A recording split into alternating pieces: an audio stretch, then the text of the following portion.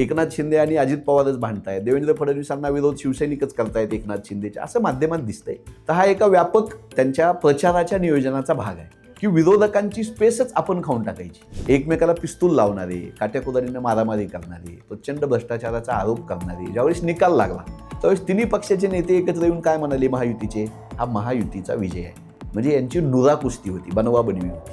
अजितदादांनी सांगावं की भाजपानं जर पिंपरी चिंचवडमध्ये पुण्यामध्ये भ्रष्टाचार केला असं दादांचं म्हणणं आहे. आमचा दादांवर विश्वास आहे. पण कधी दादांनी सांगावं की निकालानंतर मी भाजपासोबत जाणार नाही, मग आम्ही म्हणू की ही लढाई महायुतीमध्ये आहे. पण तसं ते म्हणत नाहीत.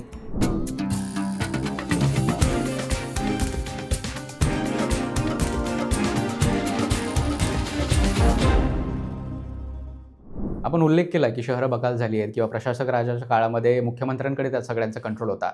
पण या सगळ्यांमध्ये सुद्धा म्हणजे मुंबई महापालिका असू देत किंवा पुणे असू देत, छत्रपती संभाजीनगर असू देत किंवा इतर कुठलीही महापालिका, काँग्रेस या पक्षाचा विरोधक म्हणून विचार केला जातोय का? किंवा आम्हाला पर्यायी ऑप्शन जर असेल तर मुंबईमध्ये विचार केला तर ठाकरे किंवा भाजप यांच्यात लढत दिसते, पुण्यात विचार केला तर भाजप किंवा राष्ट्रवादी यांच्यात लढत दिसते, छत्रपती संभाजीनगरमध्ये युतीमध्येच लढत दिसते. म्हणजे हे युतीमधलेच पक्ष एकमेकांच्या विरोधात लढताय असं दिसतंय. पण कुठेही काँग्रेस म्हणून किंवा महाविकास आघाडीचे इतर घटक पक्ष म्हणून त्यांचा विचार केला जातोय का मतदारांकडून सुद्धा? तुम्ही म्हणताय ते अर्धसत्य आहे. ते अर्धसत्य असं आहे की माध्यमांमध्ये असं चित्र आहे, तुम्हाला जे दिसलं ते चित्र माध्यमांमध्ये आहे की अजित पवार आणि मुरली मोहोळच भांडतायत, एकनाथ शिंदे आणि अजित पवारच भांडतायत, देवेंद्र फडणवीसांना विरोध शिवसैनिकच करतायत एकनाथ शिंदेचे, असं माध्यमात दिसतंय. तर हा एका व्यापक त्यांच्या प्रचाराच्या नियोजनाचा भाग आहे की विरोधकांची स्पेसच आपण खाऊन टाकायची, विरोधकांना माध्यमांमध्ये दिसूच द्यायचं नाही, इतकी भांडणं आपण करायची. ह्याचा एक अध्याय आम्ही नगरपालिका निवडणुकांमध्ये पाहिला. एकमेकाला पिस्तूल लावणारे, काट्याकुदारीनं मारामारी करणारे, प्रचंड भ्रष्टाचाराचा आरोप करणारे ज्यावेळेस निकाल लागला त्यावेळेस तिन्ही पक्षाचे नेते एकत्र येऊन काय म्हणाले महायुतीचे, हा महायुतीचा विजय आहे. म्हणजे यांची नुरा कुस्ती होती, बनवाबनवी होती. तशीच बनवाबनवी विरोधकांना पेस मिळू नये माध्यमांमध्ये म्हणून महायुतीमधले पक्ष करतायत. म्हणून असं दिसतं माध्यमांमध्ये की विरोधक कुठेच नाही आहेत. पण मुंबईमध्ये धारावीकरांच्या प्रश्नावर, मुंबईच्या बेस्ट बसनं प्रवास करणाऱ्या सामान्य नागरिकांच्या प्रश्नावर काँग्रेसच मैदानात आहे. संभाजीनगरमध्ये 15 दिवस 20 दिवस कचरा उचलला जात नाही, काँग्रेस मैदानात होती आणि आजही मैदानात आहे. कोल्हापूर महानगरपालिका असेल, लातूरमध्ये काँग्रेस असेल, चंद्रपूरमध्ये काँग्रेस असेल, ही लोक पुण्याच्या प्रश्नावर भांडत असताना सुद्धा काँग्रेसचीच लोक नागरी प्रश्नावर आवाज उठवत आहेत आणि ताकदीनं लढतोय. माध्यम हे दाखवत नाहीत, माहीत नाही, कारण त्यांचं स्वातंत्र्य. पण जनतेला माहीत आहे की काँग्रेस मैदानात आहे. म्हणून वर्षाताई गायकवाडांना प्रतिसाद मिळतोय, बंटी पाटील साहेबांना प्रतिसाद मिळतोय. सांगलीमध्ये खासदार विशालजी पाटील असतील, विश्वजितदादा कदम असतील, यांना मिळणारा प्रतिसाद बघा तुम्ही.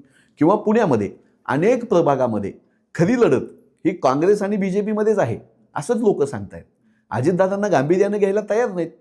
अजितदादांची मजल ही भाजपानं नाकारलेली तिकीटं, अशी कोण माणसं आहेत, अशा उधार उसनवारीवर सुरू आहे. तर पुण्याच्या नागरिक प्रश्नांचा सोक्षमोक्ष हा कोणाला तिकीट नाकारतो बीजेपी आणि त्याला मी आणतो इकडं असा लागणार नाही. सातत्य लागेल, पुण्याच्या प्रश्नाबद्दल तळमळ लागेल आणि पुणेकरांचे प्रश्न निर्भयपणे मांडा ना. रवींद्र दंगेकर हे मुरली मोहोळांच्या विरोधात बोलतायत, मुरली मोहोळ अजितदादाच्या विरोधात बोलतायत, अजितदादा देवेंद्रजींना प्रश्न उपस्थित करतायत. ह्याला गांभीर्य ह्यांनी घालवून टाकलं. तुम्ही मुंबईत सोबत आहात, एक मुख्यमंत्री आहेत, एक नगरविकास मंत्री आहेत, एक अर्थमंत्री आहेत. अजितदादा अर्थनियोजन मंत्री, एकनाथ शिंदेसाहेब नगरविकास मंत्री आणि मुख्यमंत्री. आणखी काय पाहिजे मग पुण्याला? तरी तुम्ही तिघं भांडताय. काँग्रेस पक्ष हा एकमेव पक्ष महाराष्ट्रामध्ये वैचारिक भूमिका घेऊन आणि नागरी प्रश्नावर हे बीजेपीला भांडते, हे बीजेपीला माहीत आहे. हे माध्यमांमध्ये त्यांनी पेरलेल्या लोकांना माहीत आहे. हे महाराष्ट्राला दिसू न देण्याचा केविलवाना प्रयत्न म्हणून माध्यमांमध्ये ही नुरा कुस्ती रंगवली जाते. मोहोळांनी म्हणायचं की तुम्ही पालिका विकून खाल्ली, मी सांगू का तुमचा भ्रष्टाचार. अजितदादाच्या पोरांनी केलेल्या भूखंड भ्रष्टाचारावर बीजेपीनं बोलायचं. बीजेपीनं केलेल्या, मुरली मोहोळांनी केलेल्या जैन बोर्डिंगच्या प्रकरणावर अजितदादा जय जिनेंद्र म्हणून बोलले. तर ही तुम्ही पुणेकरांच्या डोळ्यात धुळपेक करताय. अजितदादांनी सांगावं की भाजपानं जर पिंपरी चिंचवडमध्ये पुण्यामध्ये भ्रष्टाचार केला असं दादांचं म्हणणं आहे, आमचा दादांवर विश्वास आहे. पण कधी दादांनी सांगावं की निकालानंतर मी भाजपासोबत जाणार नाही, मग आम्ही म्हणू की ही लढाई महायुतीमध्ये आहे. पण तसं ते म्हणत नाहीत.